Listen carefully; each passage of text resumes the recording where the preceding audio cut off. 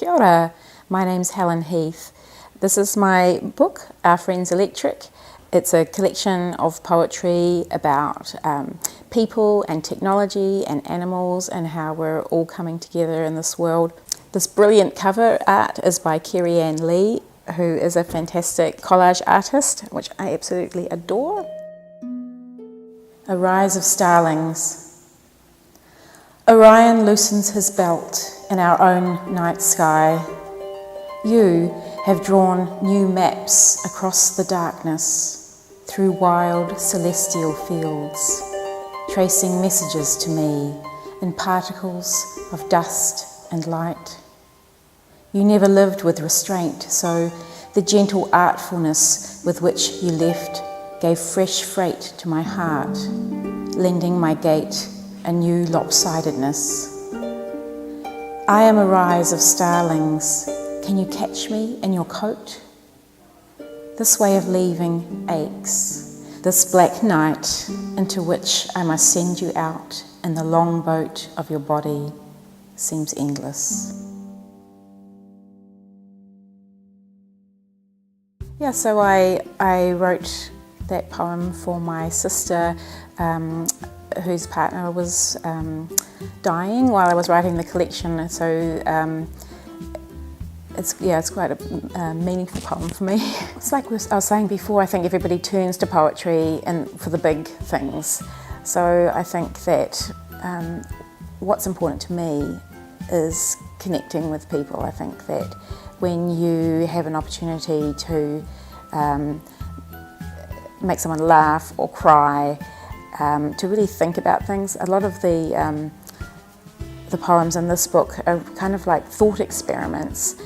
I'm trying to get people to think about what things might be like in the future and how they want things to be in the future. Do they want to have a partner in the cloud? That sort of thing. So getting instant opportunity to sort of think through big questions, but also to feel. If I can make someone feel something, then I feel like I've achieved my goal. I always feel like poetry is like the emo kid in the corner, whereas fiction is like the cool kid that everybody's flocking around. But I think there's some really exciting millennial poets around at the moment, like Hera Lindsay Bird and Tay Tibble, and I think that there's a momentum building behind them, which is great. I think partly it's to do with the way social media is working right now. When I was their age, the internet hadn't been invented, and so there was a different way of connecting with people. It was a smaller community, and it wasn't so easy to connect with people. Yeah, I think it's quite nerdy, but quite eclectic. There's a lot of research in it, but along with that, I think it's sort of quite playful and it doesn't take itself too seriously, I hope. The poetry community in New Zealand is incredibly welcoming and friendly. And when I did first start sharing my work, it was in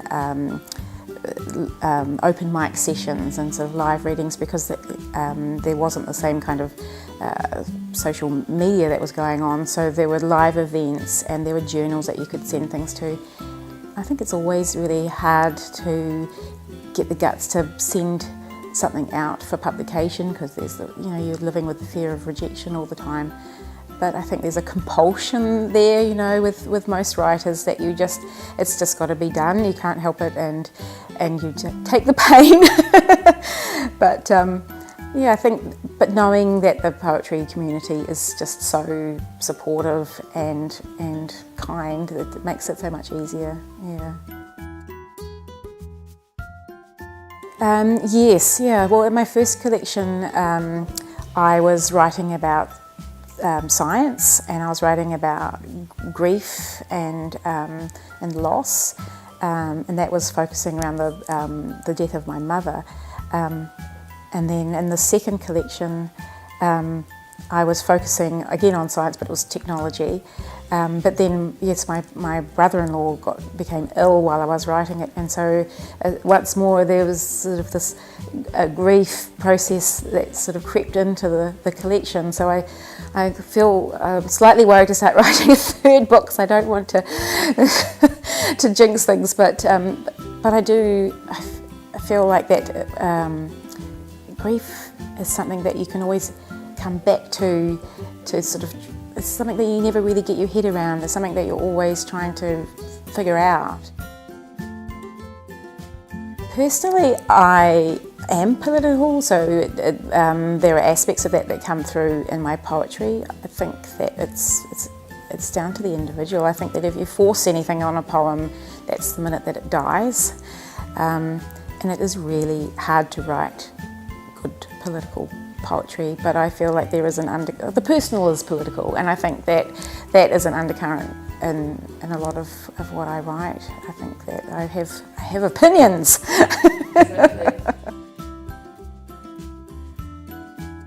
Yeah, I think that the more it's on the street and in people's faces, the more people remember. I mean, I think there's different things happening now. There's a lot of younger people in the slam scene, and I think that the more things open up like that, the more people find poetry in whichever, whether they find it in the book or on a poster or in a pub, then I think that I'm just really happy that it's getting out there. Just pick up your pen and start writing. Don't be afraid to send work out. Just keep going. If you get a rejection, it's just one rejection. If you get 10 rejections, who cares? If writing is what you want to do, don't give up, just keep going.